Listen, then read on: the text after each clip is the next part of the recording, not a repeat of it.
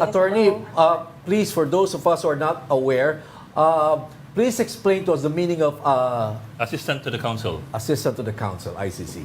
Yes. It means I can participate in court proceedings as assistant to counsel. And counsel is one who represents either the victims or defendants or as part of the prosecution team. So, kumbaga, accredited ako to practice before Philippine courts. It is the same before the ICC. I can do so in a particular description or designation as assistant to counsel. Okay. Okay. Ma'am, siguro, at sa time konti, where are we exactly now? There's a lot of talk about subpoenas or arrest warrants. Of course, we haven't seen it yet. Pero where are we now? Tapos na ba yung preliminary examination? Tapos na. Or tapos pa lamang? Kasi everyone is waiting for the arrest warrant eh. So where are we exactly now? We're at the tail end of the investigation. So if we were to compare with the Philippine procedure, here we do preliminary investigation. Sa kanila po, preliminary examination na natapos na at ngayon doon tayo sa investigation. PI. At this stage, we're answering the question of who is most responsible, who bears the greatest responsibility for these crimes against humanity. Kaya, kung nabanggit niyo na rin yung briefer, in the briefer, it must be clear that according to the ICC, with the decision as regards the preliminary examination, it means that the fact that crimes against humanity have been committed in the Philippines is already established. Ang Okay. tanong na lang ngayon, sino may kasalanan? Kaya painit po yan dahil kapag nagtukoy na kung sino ang may kasalanan, they can, as you mentioned, issue summons or warrants of arrest. Ang kaibahan lang talaga niyang summons at warrant of arrest, the warrant of arrest tells the authorities to arrest you, physically take you into custody, and then to keep you in the Hague. Meron dong parang kulungan or detention center. Hindi pa ito yung sa Scheveningen.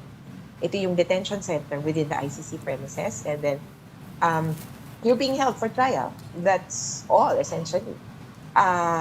Yung possibility of flight or evading the trial, yun lang yung reason kung bakit ka dinidetain. The summons is issued in the same concept na we're issuing this against those who are or who committed perpetrators of crimes against humanity. Kaso, palagay namin, wala kang flight risk. Palagay namin, you will still continue to cooperate, you will come here kapag pinatawag, and therefore, we will just issue a summons. So, that's the kind of nuance between a warrant of arrest and a summons. But then, ito yung medyo kaiba sa Pilipinas. Sa atin po, pag natapos ng investigasyon, sure na ba? Magkakaso na ba? Saka lang po nakakaroon ng warrant of arrest. Dito sa ICC, alam niyo pwedeng mag-issue ng warrant of arrest habang patuloy pa rin ang investigation. Dahil aware sila na posibleng tumakas yung most responsible. Kaya hindi na nila hinihintay minsan yung pagkakataon na tapos na yung investigation. As soon as they establish that you are a perpetrator, then they would issue a warrant of arrest. So hindi na kailangan, ma'am, Attorney Conte, hindi na kailangan hintayin matapos itong investigation. That's what you're saying. Po. And So, ang naramdaman ko nga, at tagal na kasing nagsimula talaga yung investigation, it was, well, finally, Examination, matagal na ito. called na, okay, go ahead with the investigation according to the appeals chamber. That was last year. So they've been working on this for Okay. previous year, almost more than a year. We And would I just would imagine Yes, Attorney, they we just have want to had know if sufficient information. on Okay, it. we just want to know if we can align it with the pronouncements or the statement of Senator Trillanes that June, July, we're likely to see an arrest warrant. Kasi nga, this development that the DOJ is preparing a briefer, they also seem to be anticipating an arrest warrant. In relation, attorney, doon sa tanong ni Patrick, no? Anong tingin nyo, ano yung meaning nitong briefer na ito ng DOJ? Dahil ito ba ay pagbabago ng posisyon ng presidente na hindi makikipag-coordinate sa ICC? Or ito ay a clear writing on the wall na papapasukin ng ICC? I would say that this is a clear indication that the president is reconsidering his position. Kasi kung firm ka hindi ka na magpapagawa ng sure ako, hindi ka Briefer. papapasukin. I-ignore mo na lang. We're coming from the, in a sense, worst scenario na we are not cooperating, we have disengaged. And when I say disengaged, ito yung sabing term dati ni Marcos, complete disengagement. Alam niyo nung panahon na yon, si Soljan naman ang nagtanong. Parang nabanggit niya na, I am not sure what the president means by that. And he wanted it clearer na parang he will issue a memo daw. Yung disengagement na ginawa nila is that hindi umano pero hindi rin naman nangyari. Hindi na magsasubmit ng kahit ano sa ICC. Anyway, eventually nagsubmit pa rin sila ng mga dokumento, yung proof about the investigations in the Philippines. Unfortunately, these were not taken. And they also submitted a reply as regards the deferral. Actually, they requested for the deferral. Tapos they continue to engage with the ICC kahit may sinabing disengagement, which was weird. Now comes this briefer, and I think this is an indication that Marcos is not fully, kumbaga, certain as to his points about the ICC.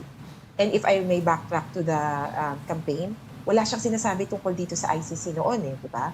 Tapos sa pagsimula ng termino niya, parang sinasabi niya lang, ayoko dyan sa ICC. And he was repeating arguments that have been repeated ad nauseam. Paulit-ulit na sovereignty, na parang sirang plaka. Kaya sabi namin, is he well-informed, especially after the developments, after the decisions? Now that he's looking at it closely and on a legal perspective, I think that this is a reconsideration or at least an indication that he will be reconsidering his decision. Okay. So, Attorney Conti, June, July, are we going to see an arrest Yes. warrant issued?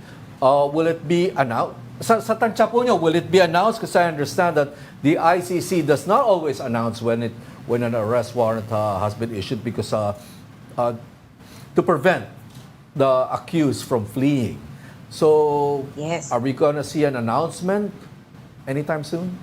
Ang ano ko dyan, no news would be good news because ICC processes as regards issuance of the warrant, application of a warrant of arrest, issuance, and service even are considered confidential. Tama yun. Kailangan pong masurpresa o kaya kailangan mong mahuli yung tao. And the element of surprise is crucial to the implementation of a warrant of arrest. Ang kailangan mo dyan, information kung saan siya pupulutin. Now, this is the thing. In recent months, they have had announced Yes. the In issuance Russia, of a for warrant Russia. of arrest or warrants of I understand. arrest against Putin. It's Putin. And the reason was, or in one interview, the prosecutor said, I'm announcing this because as a form of deterrence against future crimes against humanity. Sa Russia po kasi, tuloy-tuloy yung nangyayaring mga crimes against humanity and war crimes. At sabi nung ICC, ay nako, sisimulan ko na muna ito habang kumpleto yung documentation ko tungkol sa relocation of kids, of children na nasa orphanages daw ng Ukraine nililipat ng Russia. Habang kumpleto yung dokumento dito, mag-i-issue na ako ng warrant of arrest para deterrent o pantigil dun sa ganitong actions. Later, they issued another set of warrants. And until now, the investigation has not been completed. So that could also serve as parang example for us. Hindi pa tapos yung investigation. Attorney, can you confirm that can you confirm that ICC investigators came here late last year? Kasi that's also one of the claims of former Senator Antonio Trillanes. Nakapasok daw sa Pilipinas. Hindi siya actually nagsabi na nakapasok, but the other side, nakapasok. Ang sinabi lang ni former Senator Trillanes, nakapag-imbestiga pero the Duterte camp said pinapasok daw. Nakapasok nga ba dito yung mga investigators? Well, unfortunately, on the part of the victims, I cannot confirm that kasi hindi po kami ang kinausap. Kaya mas important, at saka hindi kami ang nagpapasok. So yung two parties, sabihin na natin, yung nagpapasok, yung kinausap, if they can confirm, and we have heard word that they have entered the Philippines, edi sa kanila yon. On the part of the Yes. ICC, they have always cautioned us against or committing the ICC to acts or to activities or to statements. Kasi at this point, while the investigation is ongoing, security is a material point. Okay. Wala kami kakayanan na protektahan yung ICC investigators, and I'm looking at the possibility of them returning. Kung kami po sa mga victims, we continue cooperating with the court in any ways possible. And from what we've seen, porsigido po ang ICC. Kaya hindi malabo or hindi malayo na nangyari talaga yun. Attorney, just Would like you to have go any back a bit. knowledge kung the government, kasi hindi na sinabi ngayon ni Attorney Harry Roque naman na meron na daw commitment si DOJ Secretary Remulla to cooperate for the Philippine government to cooperate with the ICC. Would you know anything about that? No, sorry. I'm not in touch with Secretary Remulla, nor, well, Secretary Remulla. Yes. And the cooperation actually is determined by the Rome Statute.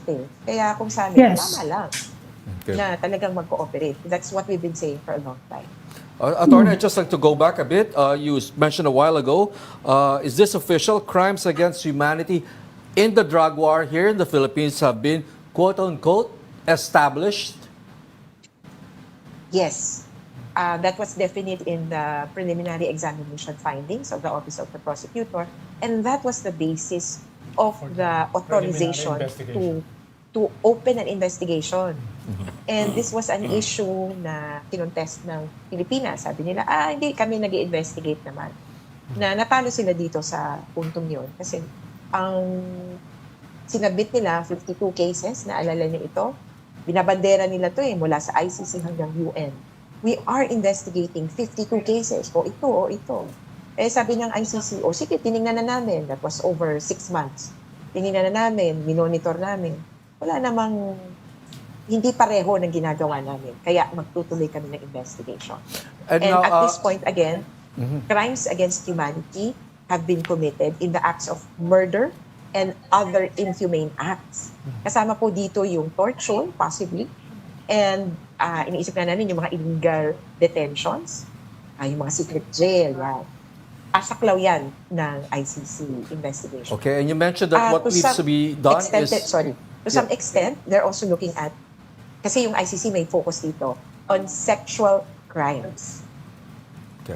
Kaya yung mga extortion, yung kapag hinuli ka, tapos bibigyan mo na sila ng favor, sexual favors, that could fall within the concept of crimes against humanity. When you say that the ICC now wants to establish or find out who is, quote-unquote, most responsible, in this particular case in the Philippines, in the drug war in the Philippines, how many people are we talking about, Attorney? I can definitely say for sure one, President Rodrigo Duterte. Sa kanya nagsimula ang lahat. That's standard Kung kaya mong patigilin o kaya mong kung sinimulan mo yung programa o polisiya, and then kung kaya mong patigilin. Kumbaga parang, where does the buck stop? And we've seen clearly that the buck stops with Duterte. Now, the question is open. When you say most responsible, sorry sa mga grammar Nazis. Yung most responsible, it's not just one person, it could be a group of persons. Okay. So, in the case of the Holocaust, so we all know there was Adolf Hitler who parang spearheaded everything. But he had a cabal. He had a group of people supporting him, a doctor who thought about the Holocaust as the final solution, a general who executed all the acts, and without their participation, the Holocaust would not have happened. They were all considered as among the quote-unquote most responsible. Kaya hindi pwedeng sabihin... Attorney, pangalanan na natin. Si Senator De La Rosa, he's supposed to be the architect of Tokhang. Yes po, actually, there were 3 names explicitly mentioned in the pre-trial. 3 names. 3 names, Duterte, Senator De La Rosa. Sino pa yung pangatlo? De La Rosa, and Albayalde, who succeeded. Okay. Pero alam nyo, interesado nga kami kasi sinabi na the ICC is interested in looking at up to mid-level police officials or people in the death squad hierarchies. And possibly this could include chief of police, regional directors na kabahagi noong Tokhang operations. Kasi alam nila na, kumbaga sa ating local domestic jurisprudence or domestic judicial system, hindi yan maaabot eh. Pag may namatay on the ground, like in some of the cases that we are litigating, hindi mo na maiaakyat yung kaso, hindi mo na masasaklaw yung hanggang doon ka lang sa actually nandoon sa ground.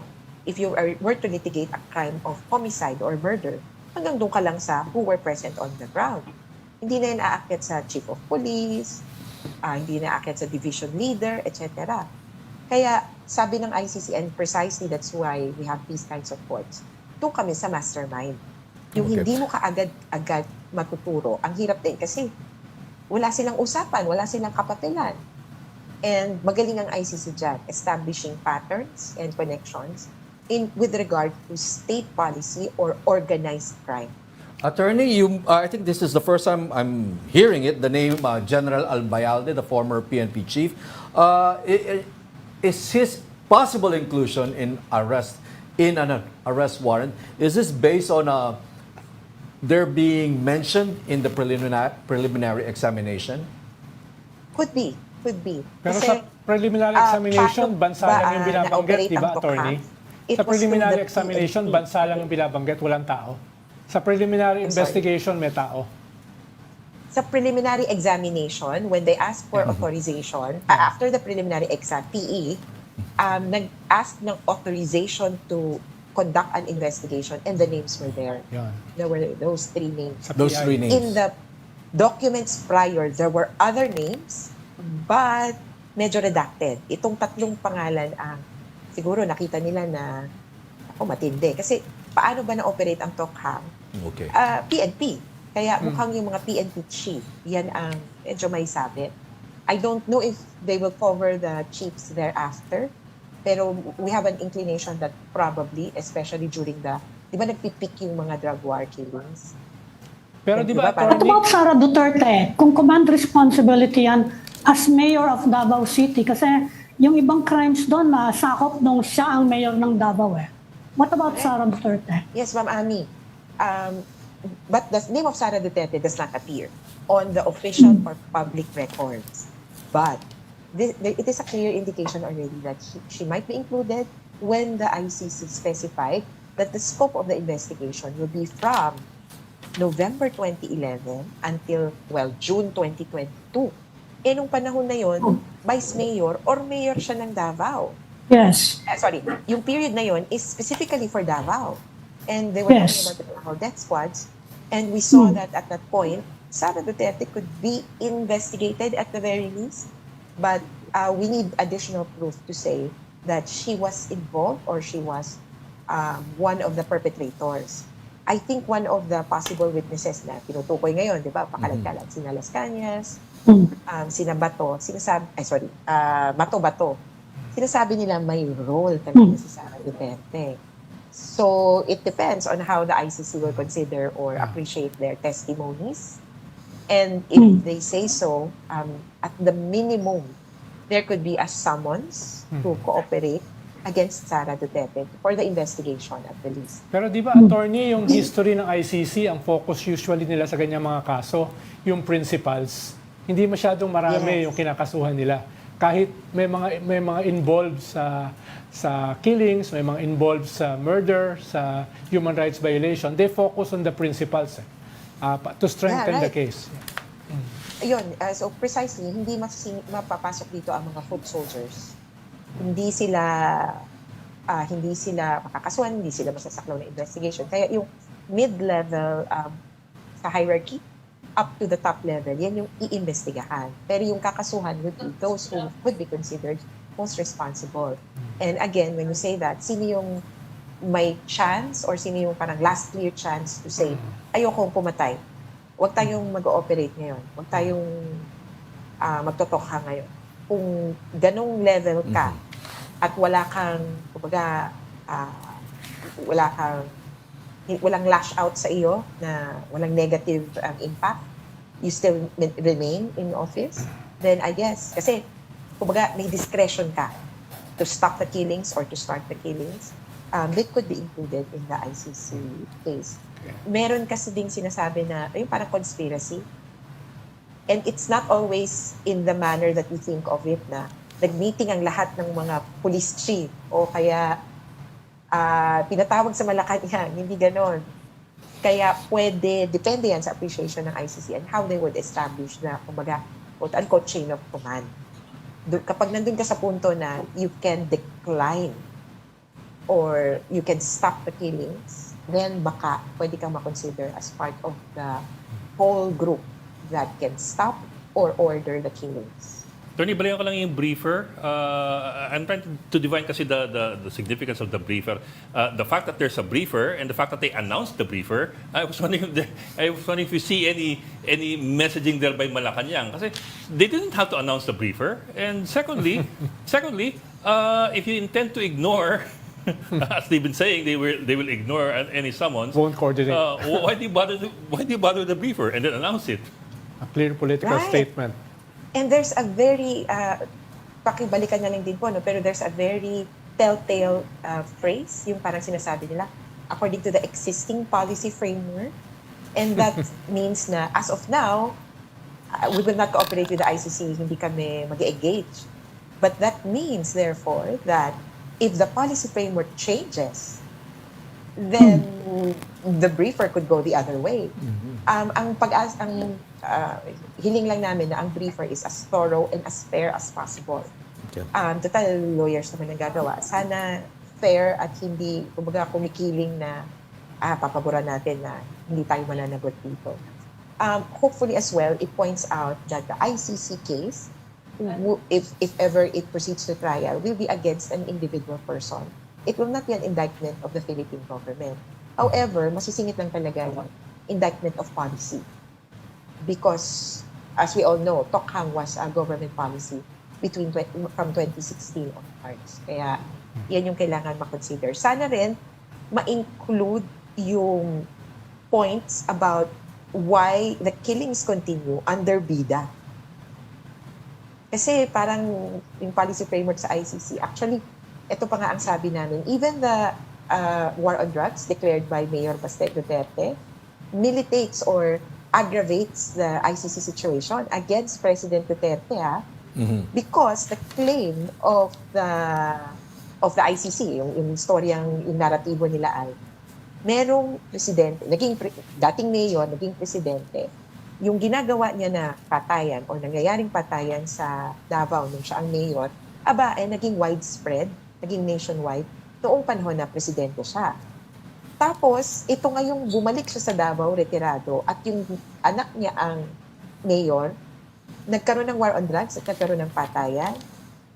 I think that will be an impetus for the ICC to, again, look for ways to deter these crimes against humanity from being committed. Kaya, ewan ko sa kanila kung napag-uusapan yun, pero hopefully, that would also be included in the briefer of the DOJ, that this is already a matter under the consideration of the court. The continuing killings could fall within the scope of the investigation, if not trial. Kasi, klaro yun, hindi magiging part ng trial. Pero that could form the context. Sabihin nila na, policy pala talaga sa Pilipinas na ganyan. Kung ang kanilang main objective with these cases is deterrence, then therefore we will proceed with the investigation and the trial without case, tuloy-tuloy ito, because we want these killings to stop. Attorney Cristina Conti, thank you for joining the Story Conference. Thank you, ma'am.